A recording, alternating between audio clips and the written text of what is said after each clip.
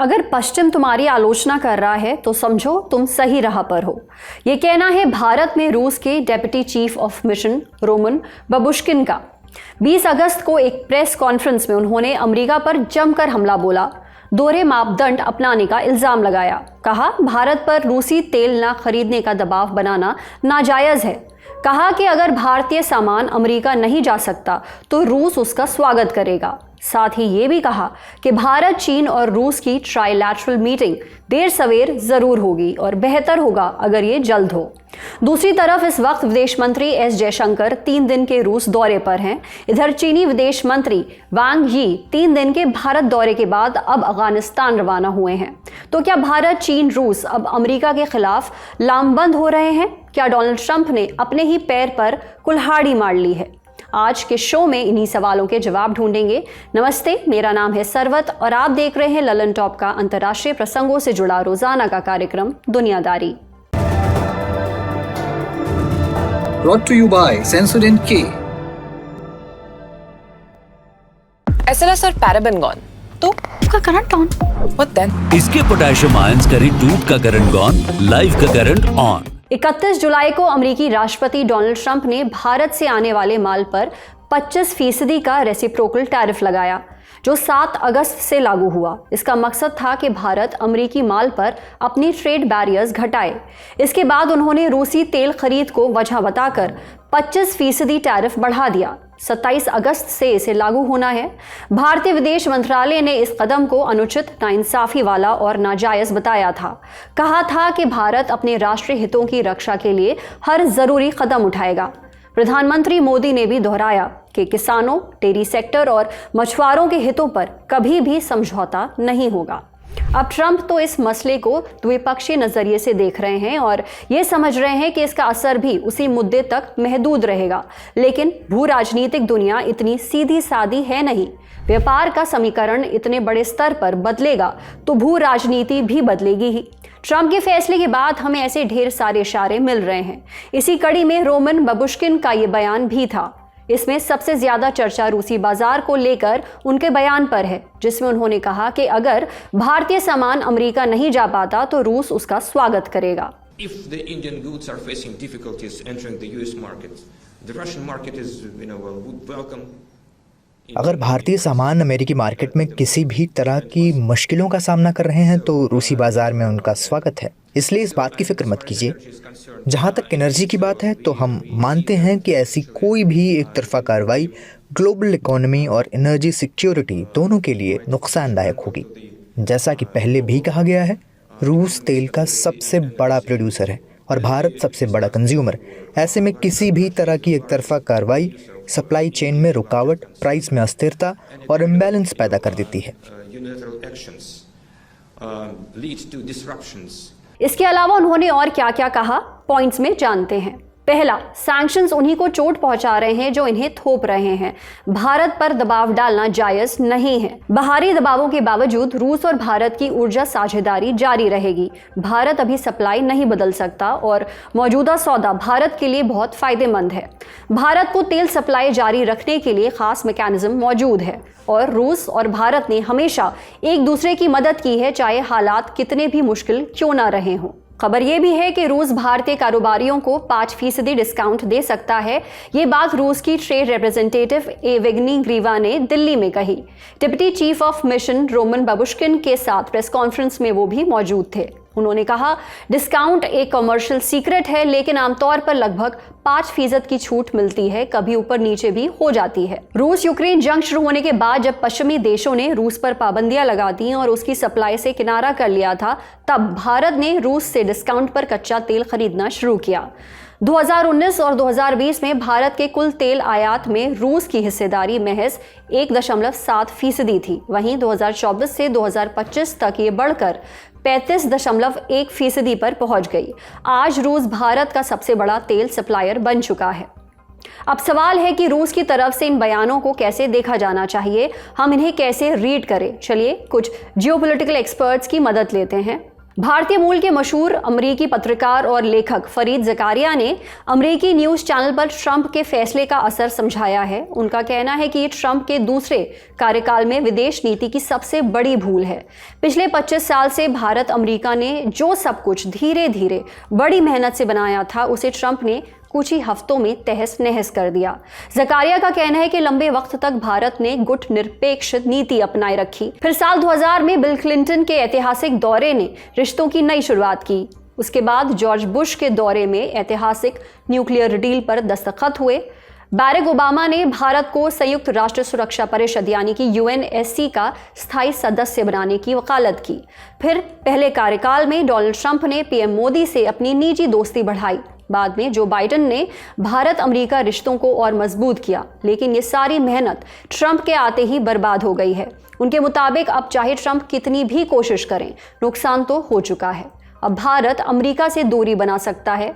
इस स्थिति में उसे रूस से नज़दीकी बनाए रखनी होगी और यहाँ तक कि चीन से भी रिश्ते सुधारने की कोशिश करनी होगी। इसके अलावा अमेरिका के पूर्व national security adviser John Bolton का कहना है कि ट्रंप के टैरिफ भारत को रूस और चीन की तरफ झुका देंगे।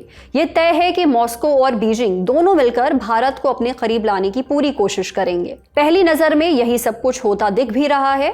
रोमन बबुश्किन ने यह भी कहा कि प्रधानमंत्री नरेंद्र मोदी और रूसी राष्ट्रपति व्लादिमीर पुतिन की मुलाकात साल के अंत तक दिल्ली में हो सकती है। इसके अलावा उन्होंने ये भी कहा कि रूस शंघाई कॉरपोरेशन ऑर्गेनाइजेशन यानी कि SCO के शिखर सम्मेलन में हिस्सा लेने की तैयारी कर रहा है। यह समिट अगले महीने सितंबर में चीन में होगी।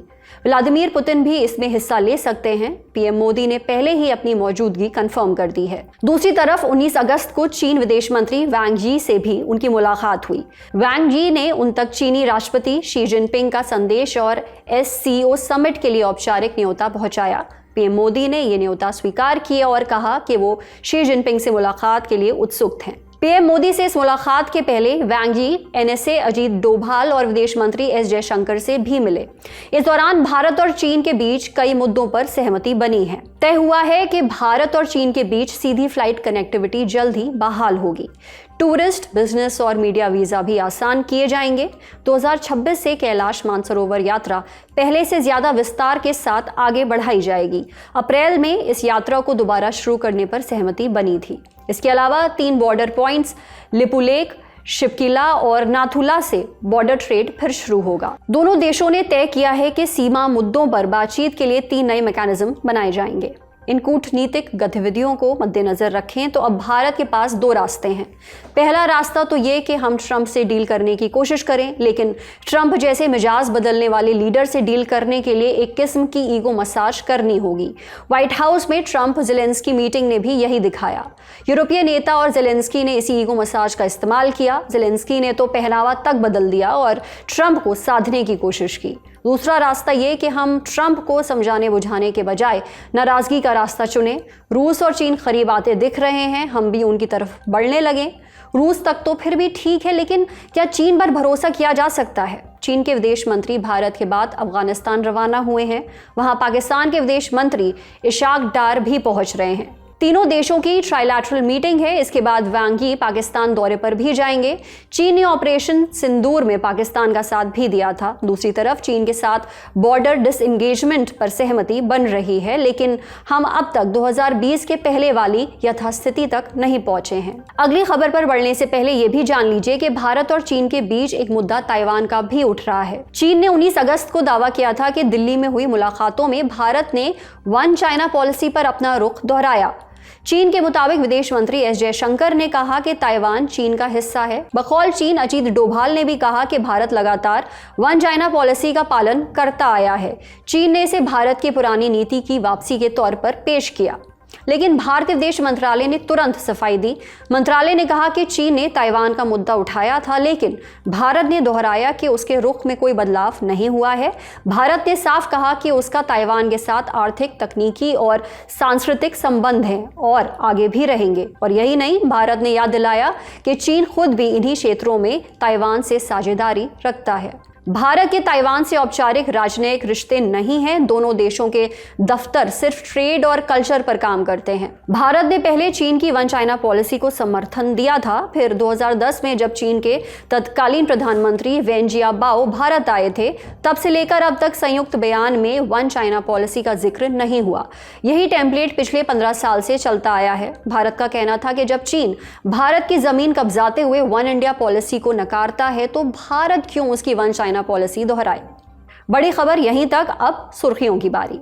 सबसे पहले रुख करते हैं रूस यूक्रेन का। 16 अगस्त को अमेरिकी राष्ट्रपति डोनाल्ड ट्रंप की यूक्रेन के राष्ट्रपति वोलोदिमीर ज़ेलेंस्की के साथ एक सफल मीटिंग हुई, ऐसा दोनों का दावा रहा। ट्रंप ने ज़ेलेंस्की को जंग खत्म करवाने और सिक्योरिटी गारंटी देने जैसे वादे किए। यूरोपीय नेताओं से मिलकर इसका खाका कैसा होगा, इस पर चर्चा भी की, लेकिन तमाम नेताओं के व्हाइट हाउस से जाने के बाद अब ट्रंप अपनी बात से पलट गए हैं। अमेरिकी राष्ट्रपति ने फॉक्स न्यूज से बातचीत में कहा कि अमेरिका अपने सैनिकों को यूक्रेन नहीं भेजेगा। उन्होंने ये भी कहा कि नेटो के कई और सदस्य देश जैसे स्लोवाकिया भी इसका विरोध कर रहे हैं। उनका मानना है कि अगर ऐसा किया गया तो गठबंधन के सीधे जंग में घसीटे जाने का खतरा कई गुना बढ़ जाएगा। हालांकि ट्रंप ने यूक्रेन की सिक्योरिटी गारंटी में अमेरिका की भूमिका होने की बात दोहराई।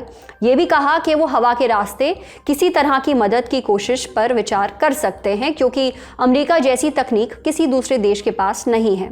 ऐसे में सवाल है कि यूक्रेन को दी जाने वाली सुरक्षा गारंटी कैसी होगी। जवाब तलाशने के लिए ब्रिटेन के प्रधानमंत्री कीर स्टारमर और फ्रांस के राष्ट्रपति इमैनुअल मैक्रोन ने कोलिशन ऑफ द विलिंग बनाया है। ये उन 30 से ज्यादा देशों का गुट है जो शांति समझौते के बाद यूक्रेन को अंतर्राष्ट्रीय सुरक्षा का भरोसा दे सके। इसके लिए 2 विकल्पों पर विचार किया जा रहा है। पहला, यूक्रेन के हवाई क्षेत्र की निगरानी करना। इसके लिए पड़ोसी देशों जैसे पोलैंड या रोमानिया के एयरबेस पर विमान तैनात किए जा सकते हैं। दूसरा विकल्प है ब्लैक सी, जहां पश्चिमी देशों की नौसेनाओं की टुकड़ी रूस की नेवी को दूर रखने और ओडेसा जैसे पोर्ट से जहाजों की आवाजाही सुरक्षित रखने में मदद कर सकती हैं। लेकिन जमीन पर हालात सबसे ज्यादा पेचीदा हैं। यूक्रेन की मौजूदा फ्रंट लाइन करीब 1000 किलोमीटर तक फैली हुई है। ऐसे में कोलिशन ऑफ द विलिंग के लिए इतने सैनिक इकट्ठा करना मुश्किल है जो पूरे मोर्चे पर तैनात रहकर सुरक्षा कर सकें। वहीं क्रेमलिन ने भी कहा है कि वो किसी भी हालत में यूक्रेन में नेटो के सैनिकों की मौजूदगी को स्वीकार नहीं करेगा, फिर चाहे वो देश किसी भी गुट का हिस्सा हो। दरअसल कोलिशन ऑफ द विलिंग में कई देश ऐसे हैं जो नेटो के सदस्य हैं। ऐसे में अगर दोबारा कभी रूस ने यूक्रेन पर हमला किया या कोई टकराव हुआ तो ये उन देशों तक भी खिंच सकता है जिनके सैनिक यूक्रेन में तैनात होंगे। और जैसा कि हम पहले भी बता चुके हैं कि नेटो के आर्टिकल 5 के मुताबिक अगर हमला किसी एक देश पर हुआ तो इसे सभी देशों पर अटैक के तौर पर देखा जाएगा, जिससे जंग अमेरिका समेत पूरे नेटो संगठन तक फैल सकती है। ऐसे में यूक्रेन की सुरक्षा गारंटी को लेकर अब भी सवाल बने हुए हैं। दूसरी सुर्खी है साउथ एशियाई देश मलेशिया से। यहाँ का एक राज्य है तेरेंगनु। तटीय राज्य है, खूब नेचुरल ब्यूटी से ब्लेस्ड है। यहाँ 95% से भी ज्यादा आबादी मुस्लिम है। इस राज्य में अब अगर कोई मुस्लिम शख्स जुम्मे की नमाज नहीं पढ़ता है तो उसे 2 साल तक की जेल और 3000 रिंगिट यानी कि करीब 61,700 रुपए तक का जुर्माना भरना पड़ सकता है। अब तक ये नियम था कि अगर कोई लगातार 3 बार जुम्मे की नमाज मिस करता है तो उसे 6 महीने की सजा और 20,000 रुपए से ज्यादा तक का जुर्माना होता था, लेकिन अब कानून और ज्यादा सख्त कर दिया गया है। तेरेंगनु में पैन मलेशियन इस्लामिक पार्टी की सरकार है। 18 अगस्त को उन्होंने कहा कि वे राज्य में पूरी तरह शरिया कानून लागू करने की तैयारी में हैं। ऐसे में जो लोग बिना किसी जायज़ वजह के जुम्मे की नमाज में शामिल नहीं होंगे उन्हें सीधे 2 साल की सजा भी मिल सकती है। कानून सामने आते ही कई लोग नाराज हो गए। आलोचक कह रहे हैं ये तो तालिबानी तरीका है। उनका कहना है कि नमाज इबादत है, डर की वजह से नहीं, दिल से पढ़नी चाहिए। AHRLA यानी Asia human rights and labour advocates के डायरेक्टर फिल रॉबर्टसन कहते हैं कि ऐसे कानून इस्लाम की छवि को नुकसान पहुंचाते हैं। उनका कहना है कि धर्म की आज़ादी का मतलब है किसी को मानने की भी आज़ादी हो और ना मानने की भी।